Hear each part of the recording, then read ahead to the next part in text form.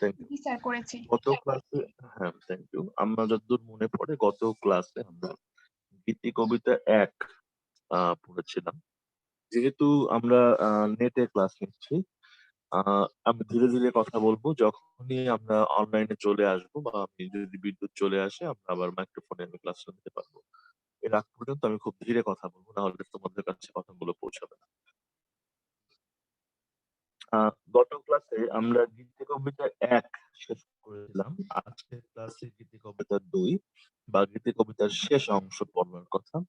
গত ক্লাসে রবীন্দ্রনাথ ঠাকুর ছিলেন আমাদের। রবীন্দ্রনাথ ঠাকুর ঠিক না, তারপরে সত্যেন্দ্রনাথ দত্তকে একটু পড়েছিলাম, যাকে আমরা বলছি ছন্দের জাদুকর। যিনি বেঁচে ছিলেন খুব অল্প সময়। আহ, এখন সত্যেন্দ্রনাথের পরে রবীন্দ্র যুগের বা রবীন্দ্র ধারার মানুষ আছেন যারা, তাদের মধ্যে অন্তত একজনের নাম আমাদের জানতে হবে। তিনি হলেন বাংলাদেশের জাতীয় কবি কাজী নজরুল ইসলাম। এখন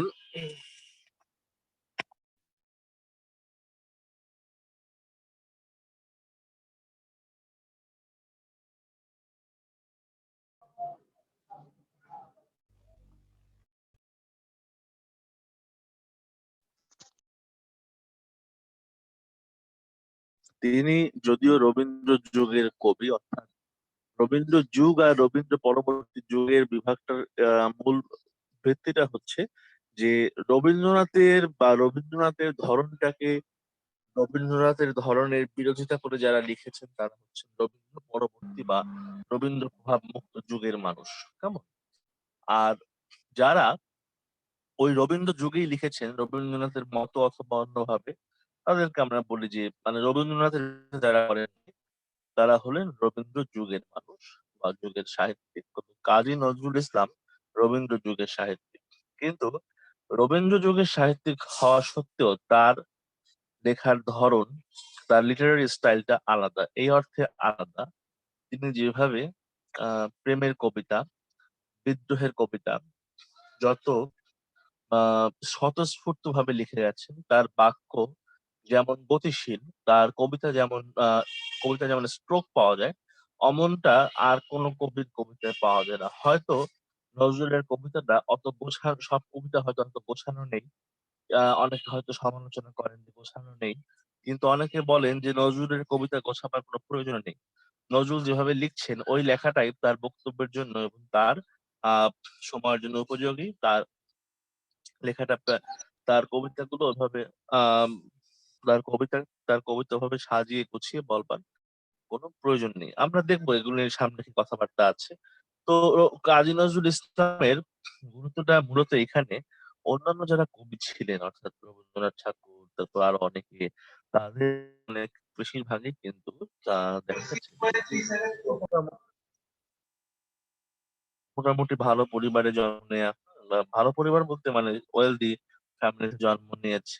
হ্যাঁ, বা দেখা যাচ্ছে যে মানে পড়াশোনা, টাকা পয়সার সমস্যা নাই, ফলে একাডেমিক শিক্ষাটা বেশ শক্ত হয়েছে, ওগুলো নিয়ে কোনো সমস্যা নেই, ওনারা বোঝা গেল। কিন্তু কাজী নজরুল ইসলাম কিন্তু জন্মই নিয়েছিলেন দরিদ্র পরিবারে।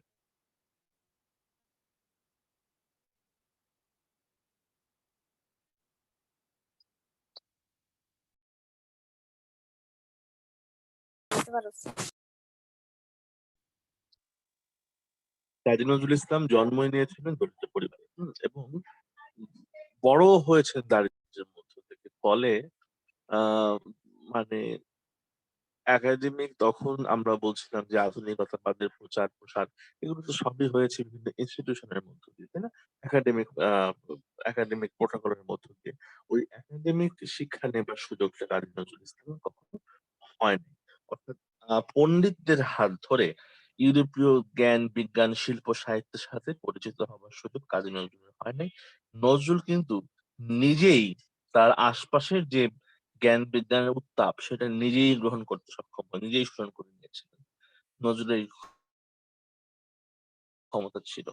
একটা কথা যে পেটে যদি ভাত থাকে তাহলে তো কবিতা লেখা সহজ, তাই না? তোমার খাবারের চিন্তা নাই, তোমার অর্থ নিয়ে চিন্তা নেই, তুমি বাসায় বসে কোনো একটা বিষয়ে, হ্যাঁ তুমি অনেক শক্তিশালী কবিতা লিখছো, কিন্তু যখন তুমি, তোমার ওই খাবারের নিশ্চয়তা থাকবে না, তখন তুমি যত বড় কবি হও না কেন ওই কবিতা লেখা সম্ভব কিনা সেটা নিয়ে প্রশ্ন থাকে, সেটা নিয়ে প্রশ্ন ওঠে এবং নজরুল ওইরকম পরিস্থিতিতে কবিতা লিখেছিলেন। তিনি মোটামুটি সারা জীবন অমনি ছিলেন, ঠিক আছে? খুব বেশি পয়সা পাতি তার কখনোই ছিল না।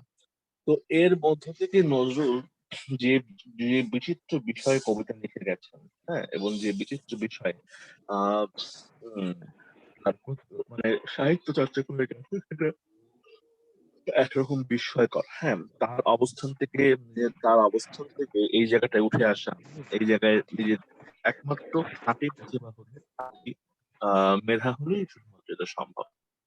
যাই হোক,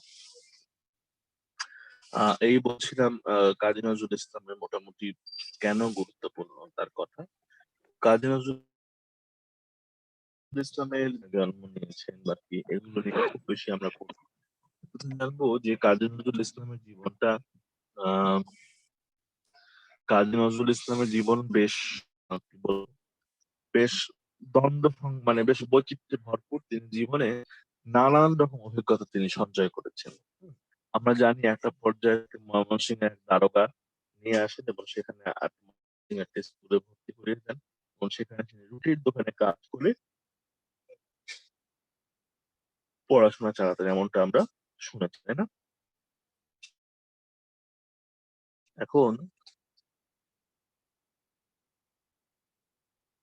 যা বলছিলাম, এরপরে নজরুল কিন্তু তোমরা হয়তো অনেকে জানো না, তিনি প্রথম বিশ্বযুদ্ধেও যোগ দিয়েছিলেন।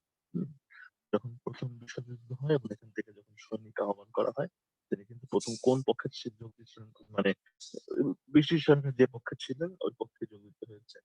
তো নজরুল কিন্তু প্রথম বিশ্বযুদ্ধে যোগ দিয়েছিলেন। হ্যাঁ, জয়কুমার বলো, হাত উঠেছে তুমি,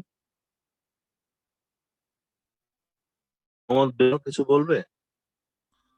স্যার কথাটা কি আসতেছে? আজকে একটু কারেন্ট নাই, ঠিক আছে, নেটে ক্লাস নিচ্ছি, যে কারণে এমনি অন্যরা বলো তো কি অবস্থা, কথা শোনা যাচ্ছে কিনা? যাচ্ছে স্যার, শোনা যাচ্ছে স্যার। প্রবলেম হচ্ছে এটা তোমার নেটওয়ার্কেও প্রবলেম হতে না পারে। স্যার, ক্লিয়ার শোনা যাচ্ছে না। স্যার ক্লিয়ার শোনা যাচ্ছে না মাঝে মধ্যে।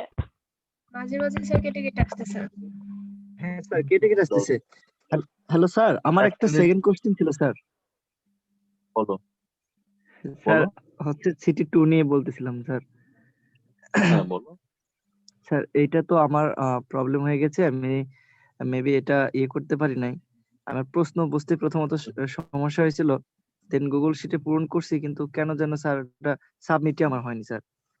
হ্যাঁ, এটা এখন স্যার সাবমিট আমি না এটা হওয়ার কারণটা হাবিবকে হচ্ছে ইনফর্ম স্যার আমি হাবিবকে ইনফর্ম করছিলাম, বাট আপনাকে মনে তুমি হয় ফোনে তুমি পাঠায়।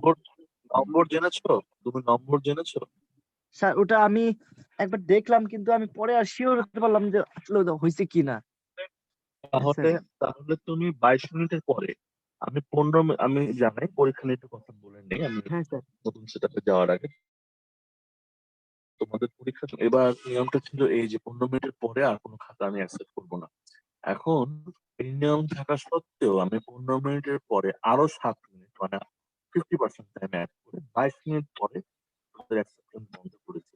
22 মিনিটের মধ্যে যদি কেউ খাতা জমা দিতে না পারে, তার খাতাটা এবার আমরা আর মূল্যায়ন করছি না। এটা আমাদের পরীক্ষার কোয়ালিটি স্বার্থে করছি না।